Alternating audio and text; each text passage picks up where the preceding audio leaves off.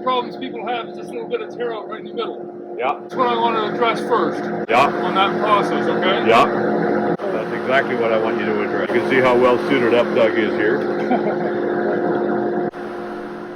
Doug is working on a hackberry plate that was turned dead green and has been drying for about a month. It's about 12 inches in diameter, and he's running the lathe about 60 RPM.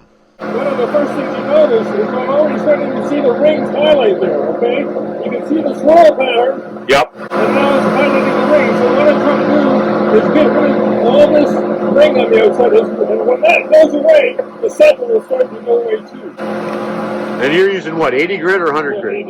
80 grit. That's are you sure? It's an ordinary 5-inch sanding grinding disc from Home Depot, and the angle grinder is running about 1500 RPM.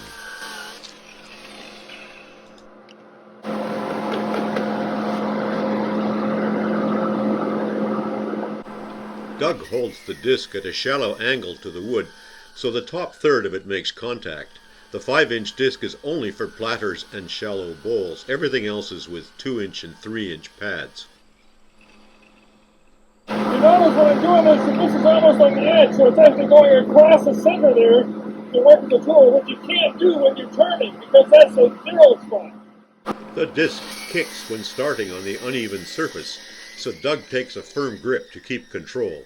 If it kicks too much, start with the smaller pad. The turning scars are concentric circles. To make them go away, we cross them with the disc sanding pattern. The hackberry has green and black fungus, which we decide not to try to sand off. We want the color in the finished piece. Wow. Yeah. See, I never do that much sanding in there, and that's what my problem is. I don't. I would try and scrape that out in the first place and just tear the grain up because I'm turning wet. There's some things that sandpaper can do that your tool can't do. Yeah. And after a while, people say, well, I started 120 grit, or I started 200 grit, or I started 220 or 320 grit. If I have a solid piece of hard maple that I'm doing a spindle on, and I started anything less than 200 grit, it means I'm not holding the tool right, but it's not tearing out for crying out loud. This stuff on the edge is different impossible. situation. Forget about, hide your pride on the sandpaper and do it, because you'll see here, with that finish now, from that point here, when I get rid of this streaking here, it'll take me another 10 minutes to get down to finish on it. Yeah, I can see that. What I'm going to do is I'm going to change this out. I'm going to get the 3-inch pad. Okay. And change down pad sizes. The reason is it's right in the curve here. Yes. So I'm trying to fit the curve there. Yeah. So that's a 3/8-inch close angle drill. Yep. With a regular little Jacob's chuck. Yep. And a pad, that's a foam pad, soft-ish. It's a medium one. Medium pad. Yep. Yeah. It doesn't matter. It doesn't matter whether you choose 80 or 100 or 120 grit to start with, as long as it's a coarse grit to start on this first one, because the difference between 80 and 100 on this one is like. It doesn't matter. Yeah, I understand that too. It's just that you're at the coarse grit, get all the sanding done that you're going to do, and after that, it's just working on scratches. When starting with the 3-inch pad, Doug wanders around the surface to find where it bounces and kicks the least.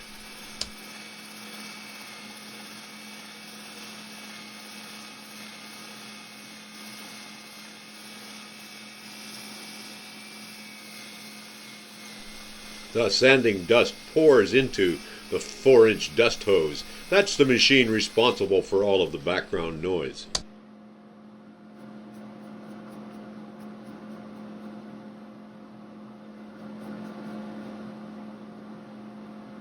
You can see how much that scratch pattern's already disappeared. Yeah. This section in here, I can either sand for quite a while, or I can stop right now and do.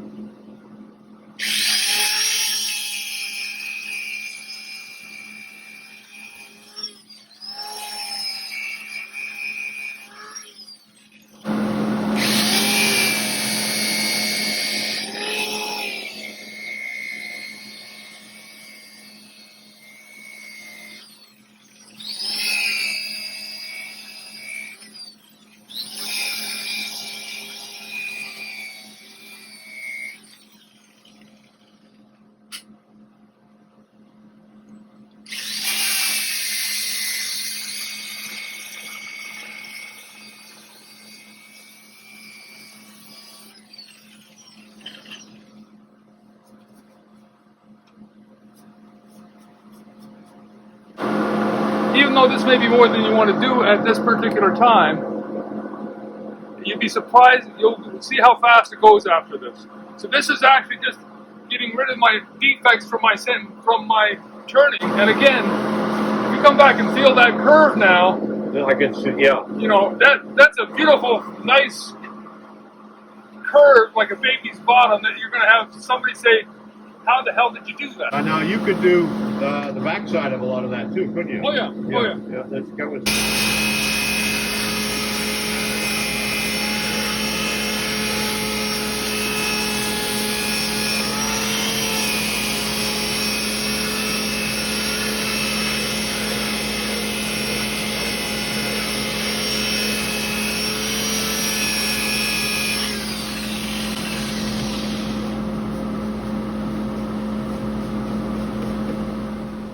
Fingertips tell as much about the surface as your eyes do. On the outside of this piece, I don't use the bigger sandpaper because the disc is so big in diameter, you don't need the big diameter on the outside because you're using only a small portion of the disc. So a 3-inch disc works just fine on the outside curve. It's only when you're trying to do a platter or a really shallow bowl where I have a long part, and I only use that large diameter in the center here if I do it anywhere. So everything else is a 3-inch disc. 3 or smaller, yeah. And you can see here on the center here, on the edge here, this part here is one of the things that frustrates me, because now I've got to sand like hell to get this out, okay? Let me see, the camera now sees it too. Yeah. So, and I didn't know that was there, or I would have turned it out. Yeah, but the problem is that's the problem. Is that normally you find out now it's 3 days. You find out you didn't turn it out 3 days after the fact, or the piece is dry. You couldn't see it before, so what the hell do you do about it?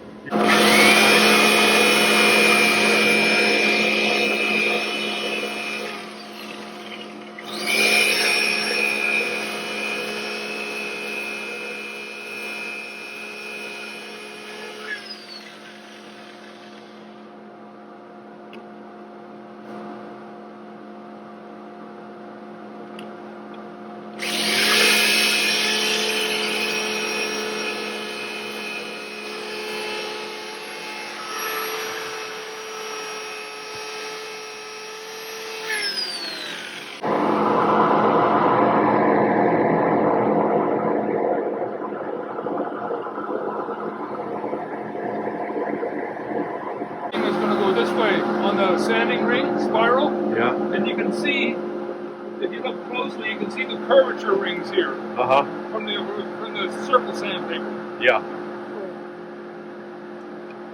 So that's 120 grit now.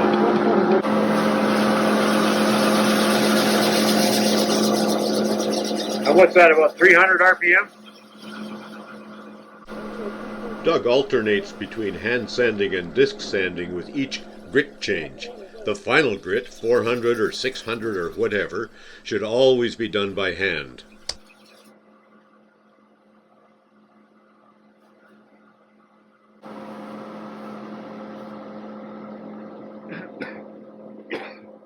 Now, believe it or not, that's almost done. Yeah, I believe it. You know, but if you come around here, there's a couple of lines here. Yeah.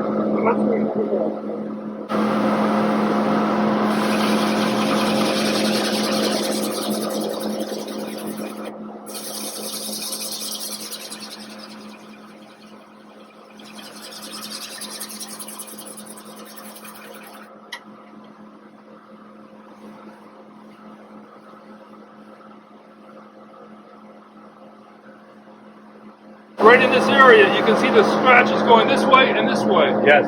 So that's what we're trying to get rid of. As long as the scratches, nothing showing up here, then you're finished. And it hasn't taken that long to get rid of most of it. Right. But that's finished sanding at 120 now. I don't need any more 120 grit to get through the grit. I'm not talking about pattern or anything, just talking about getting through the grit. I can't see any more spiral left over. Okay, so now you'd go to 120, 180, 240 and get her done. Yeah.